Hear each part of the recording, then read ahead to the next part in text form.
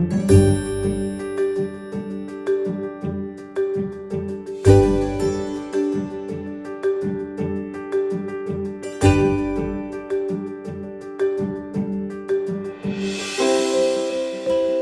and welcome to Mission in Focus. In this webinar, I'm joined by Tony Farley, Executive Director of the Catholic Commission for Employment Relations, to talk about how workplace ethics are an essential element of a Catholic organisation. Tony takes us through the 4 key behaviours that characterise an ethical workplace and explains the importance of giving everyone a voice. We also discuss the connection between an ethical workplace and the quality of care provided for patients and residents. Tony, you work with a lot of Catholic employers. Can you take us through what an ethical workplace should look like?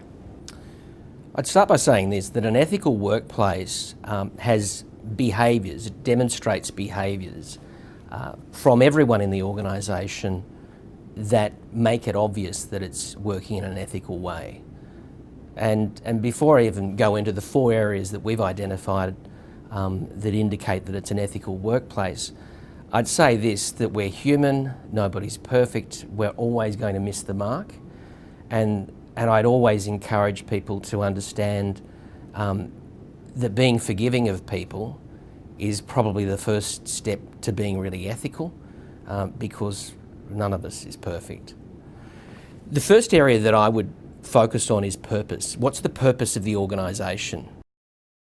Now, often we find people come to us and say, somebody's not working particularly well, we've got a performance issue. And as we have that discussion, there'll be this sense that the employer believes that the person should know what they should be doing and should be clear about the overall purpose of the organisation. And often that's not the case. The assumption is that when a person comes and applies for a job, they've done some research in terms of the organisation, what its goal is, what its purpose, in our case that it's a Catholic organisation, and that there will be some sort of understanding about that. And that's true, but the understanding of that is imperfect, and often we have very different understandings of what that might be in reality. So it's important for the organisation at all levels to be really clear about its purpose and how people are expected to behave in the service of that purpose. And probably the most important thing about that is that when you've got a problem with somebody or something, and it might not be necessarily about a person's performance, it might be a dilemma or a challenge that exists in the workplace, if you can always go to the purpose of the organisation, that strategic purpose and goal, which needs to be simply stated, you're really in a position to then have a discussion that's one of inquiry, curiosity, exploring and discovering the ideas around it, as opposed to judgment and critiquing and finding that it's a very negative discussion. So if an employer can really be clear about purpose, and that's understood by all the leadership and as many people as possible within the organisation, that's a really good foundation from which to build an ethical workplace. Look, the second area is around accountability. So that's a real buzzword now. Everyone hears about accountability, and we've got to have accountability in our organisations. And that's absolutely true. Accountability is a very, very sort of big area to work in, and it includes governance, I think, too. So at the top of the organisation, you'll typically have a board, some sort of governance structure. And today we see fairly sophisticated board structures with very high-profile people on those boards, with a diversity of skill sets. They're professionally run. People will have done company directors courses.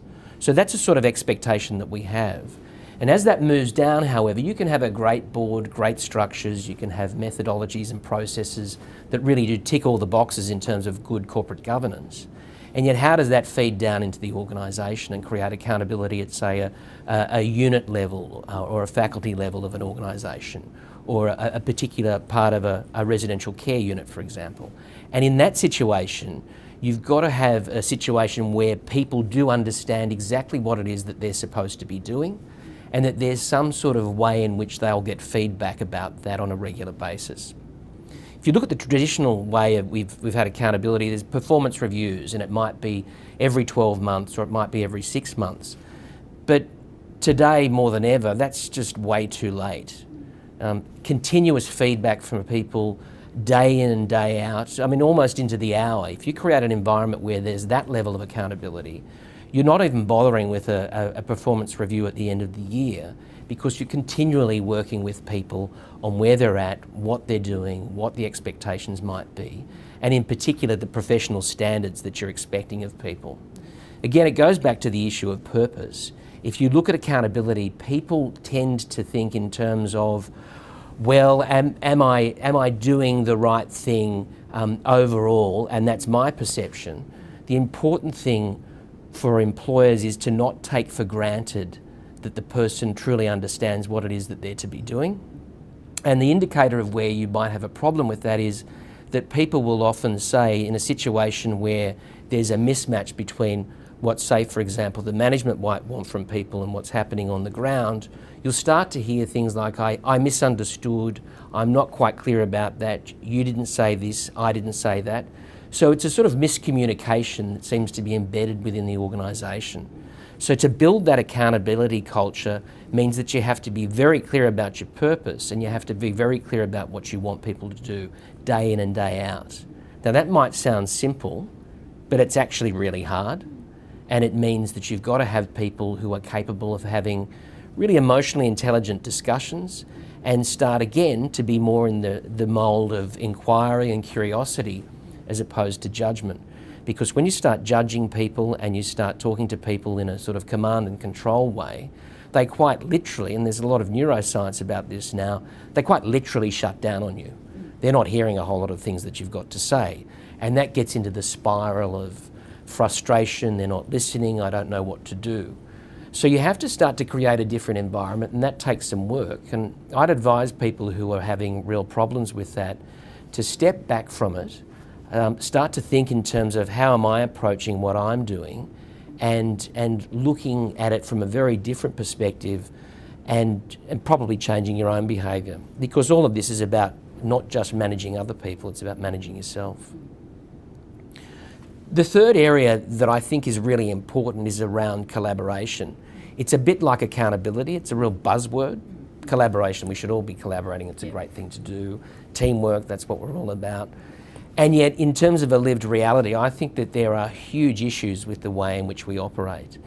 Now, part of that has to do with the environment of the workplace. And so there are some circumstances that you don't necessarily have control over, which is if you're on a hospital ward, there are sort of fixed circumstances and environments that you have to work in. And so if that's working against effective collaboration, you have to find other ways of managing it. But if you look at collaboration in its broader context, it's sort of a mindset. The first thing is, you should welcome people who are going to lob into a conversation that you might be having with somebody else. One of the issues we find in workplaces is people say we have to have rooms and meetings and privacy for a whole range of issues. But in a lot of workplaces, you're bound by confidentiality as soon as you walk through the door, regardless of whether you're participating in a conversation or someone else is. So I think the first thing is the collaboration needs to be established, and the culture of collaboration needs to be established in terms of saying to people, everyone's bound by confidentiality. Everyone is entitled to be involved in a whole range of discussions other than those that really do have to be private. And then you encourage people to participate in the solving of problems, the dealing with thorny issues, and even with the sort of more basic things of just sharing some of the challenges that people might have and wanting to download. So that sort of collaboration that you would expect has to be created by the physical environment, but probably more than anything else, it's a sense of generosity and openness. And when I say openness, I mean in terms of open hearts and open minds to what other people have to say to you and what other people might be able to share with you. Because that leads to this idea of capabilities where we're inherently limited in what we know. We could be a professor, we could have Australia medals, we could have all sorts of things, but we are fundamentally limited in what we know. And the capabilities that we have are certainly internal within ourselves, but the bigger capability is all those people around us who can contribute to a much, much larger capacity. The fourth area that's really important, and it's probably the hardest to create because it's both a matter of how you create the environment, but it's also just in our very nature to not do this. And this is about having a voice. That a really great ethical workplace has it so that everyone has a voice. And you see this all the time in terms of the conspiracy of silence that will work around sometimes really huge issues. And we know this in the church, and it's certainly outside of the church where things go on for years and years and nobody says anything about it. So in terms of voice, it starts with the most junior person feeling confident enough to actually raise an issue. Now, I'll go back to that point that I made before.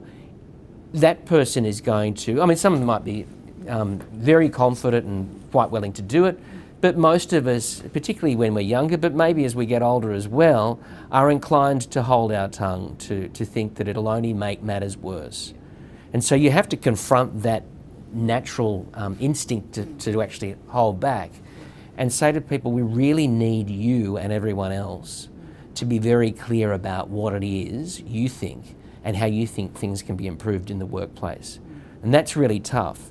If I just take a meeting environment as an example, and we often say this in meetings and we advise employers to do this, don't say something outside of the meeting that you weren't prepared to say in the meeting.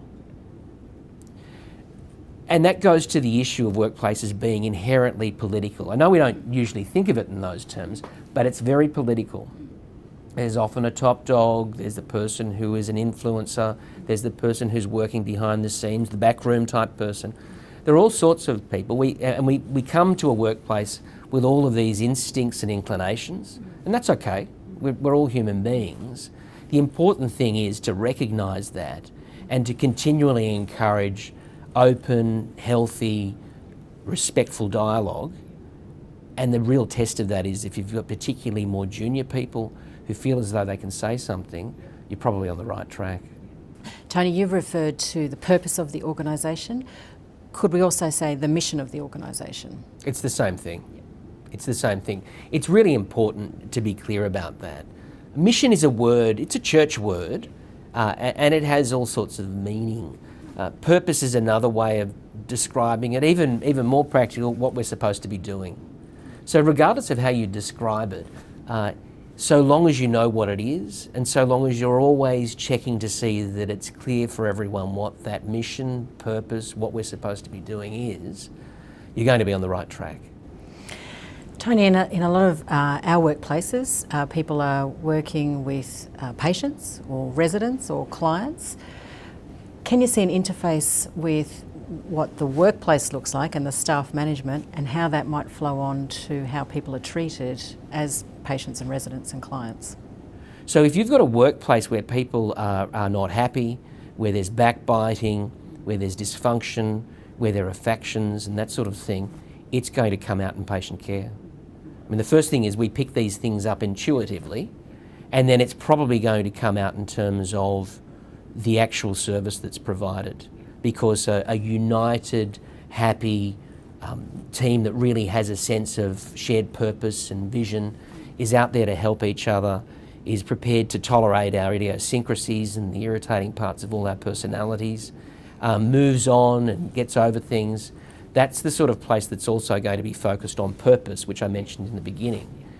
And it's true, the obverse is true as well, that if that's not the case, all sorts of things are happening because people are running agendas that are not to do with the purpose. It's to do with whether I like you or not, or whether I think you did the wrong thing by me.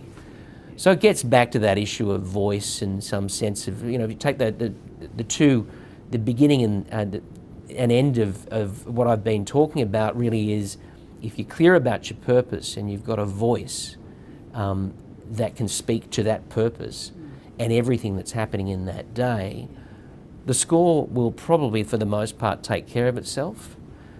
But you've always got to, it's like Dr. Johnson saying that friendships must be kept in constant repair, and the same is true of workplaces.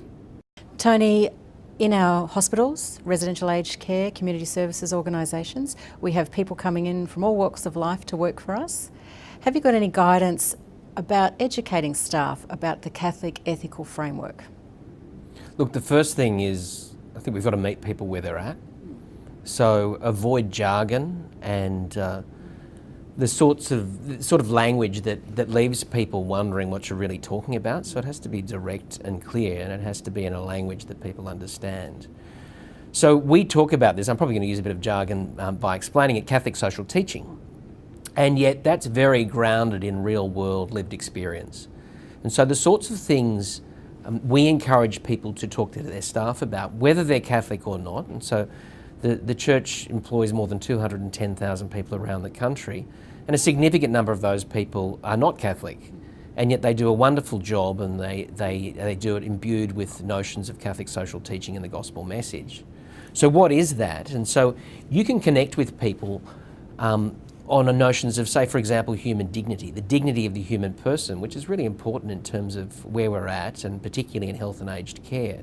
So when you talk to people about their ideas of human dignity, I'm pretty sure for most people it will be very similar to the notions that exist in the broader community. And that's something that everyone understands. So it's a language that's really useful and it's very practical. If you have a notion such as the common good, people get that too. And I think now more than ever, people are interested in the idea of the common good as opposed to ideas that we're all individuals out there bowling alone, doing whatever we can, or in small groups of people and tearing each other down. I think Catholic social teaching has a real capacity to connect with people and to go to that area that I think a lot of us are really concerned about at the moment, in terms of a world where we seem to be moving away from each other rather than together as community. And that leads to the next one, which is solidarity, which is, in a sense, how do we achieve the common good, that sense of solidarity. We're not here for very long in our workplaces or even on this earth. And the sense of what binds us and brings us together and how we do that as a community is really important. And that's important in a workplace. Again, people really understand that idea of solidarity. It's probably easier when things are tough. So if there's a bushfire or some other sort of natural disaster, you see people pulling together in the most extraordinary of ways. And yet in workplaces there can be really tough times. And if you start to think in terms of how we can build that solidarity and work from it, people really understand that and appreciate it. There's another notion, and I think this is really important in terms of the work that we do. It's a preferential option for the poor, which the church talks about in its teachings. And again, I think that this idea of haves and have-nots, which is really prevalent at the moment in our society, is something that's working against the grain in terms of who we are, not just as a Catholic community, but I think a broader community. So there are all sorts of good things going on out there with community organisations, people pulling together, and we can draw from that in workplaces, and people really understand what that means. There's another notion which is, it sounds like jargon, but it's pretty simple, and it's the idea of subsidiarity, which is decision making should be at the lowest competent level. And that goes to an issue that we talked about before, which was around accountability. And if you can have accountability with autonomy, so letting people do the job, if they're competent to do it, let them do the job the way they want to do it, so long as they get it done. Make them accountable, but let them do it.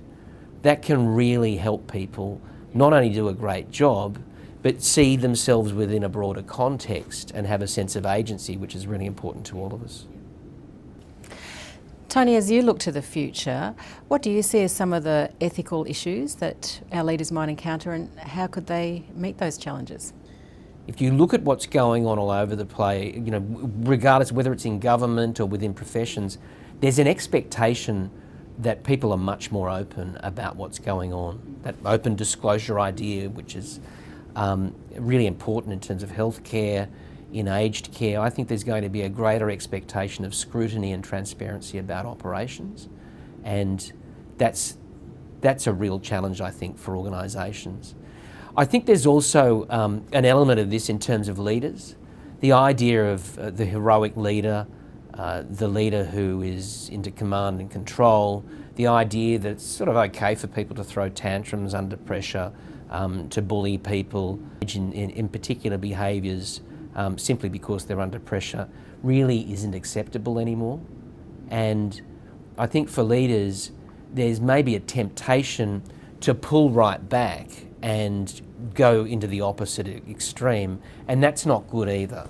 To be completely passive means that you're just along for the ride, and that's not particularly helpful.